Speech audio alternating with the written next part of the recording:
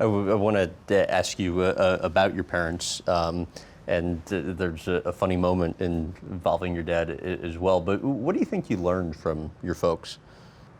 What I learned from my dad was, as you can understand, in junior level cricket and coming up in any institution, you have a lot of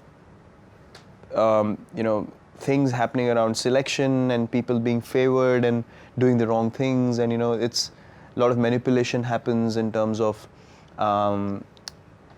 the important people getting their way and stuff like that. So we faced that as well, and there were many instances when I was growing up when literally my father was told that if you want your child selected or something like that, you'll have to do a few things to get him there. Meaning what? Meaning, doing a few favors for people or just entertaining people for the sake of it and stuff like that. And he was a self-made man, and he thought, no, this is not the right thing to do. I'm not going to entertain someone just so that my son can play state cricket. If he is good enough, he's going to make it on his ability, and if not, so be it. And because he was so strong and self-made, that taught me a lot of things, because had he chosen the wrong path for me, I would have become a guy who looks for excuses, because you learn everything from looking at what your parents do and the example they set.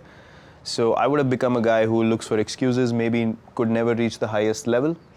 So what that taught me was to just believe in yourself, believe in your performances, and that's the only thing that will always speak for you. So those were the most important teachings for me growing up, to see the right thing happening in front of my eyes, and purely because we didn't also have the resources to do anything which was, outrageous or extravagant, that taught you the values of life. You're 12 years old.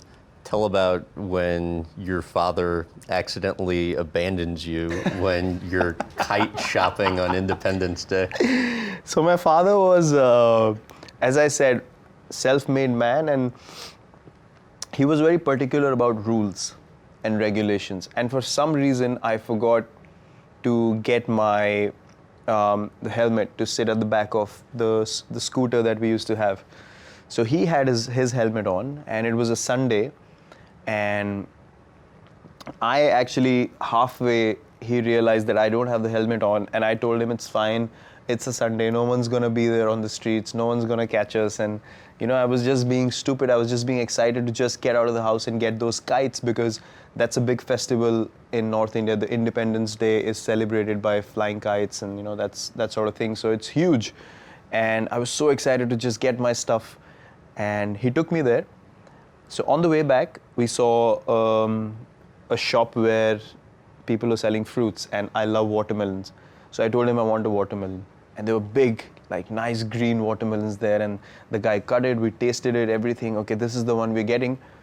And by the time I came out, I had the bag, and there used to be a hook in front of the scooter. So I went to put the watermelon on the hook, and I don't know what happened. By that time, a couple of traffic police guys were walking towards us, and they were randomly just walking on the street, right? They didn't even notice that I have a helmet, or the scooter was parked. And for some reason, he panicked. He thought they're coming to catch us, and he thought I'm on the scooter already. And before I could get on the back, he just rode off. And I'm standing there on the road looking at him just going away, and I'm thinking, I'm shouting, and the helmet used to have, used to cover your ears back then. So he couldn't hear me. And because of the sound of scooter as well, he just went off.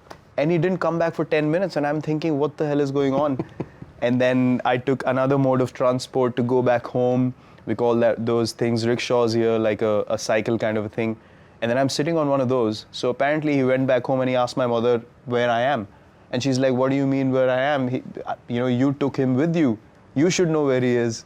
So then he came back looking for me, and I was on this thing going back, and he's shouting from across the road, shouting my name, and I just turned my head. I didn't want to speak to him. I kept ignoring. I was like, how the hell can you do that to me? How can you leave me on the road? So yeah, that was a pretty funny moment, and I gave him a lot of flack after that. And you had talked to him for like a couple days after that, right? I didn't speak to him. I couldn't believe me. He left me on the street and went back home. He actually reached home. I could not believe it. I was like, okay, fine, you should remember that your child's not sitting behind you. He just went home. So yeah, I didn't speak to him for 2 days.